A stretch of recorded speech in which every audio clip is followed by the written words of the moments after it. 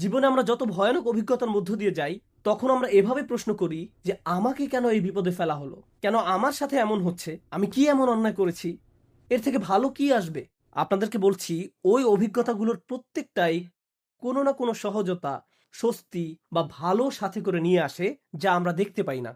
কিন্তু আল্লাহ বলছেন ওই স্বস্তি সাথেই আছে, তোমাকে এর জন্য অপেক্ষা করতে হবে না। এটা একই সময়ে কষ্টের সাথে সহাবস্থান করে, কষ্টের সঙ্গেই এই স্বস্তির অবস্থান। ইন্না মাআল উসরি ইউসরা। আল্লাহ বলছেন যে স্বস্তিকে কষ্টের সাথে রাখা হয়েছে, স্বস্তিকে কষ্টের সাথে রাখা হয়েছে।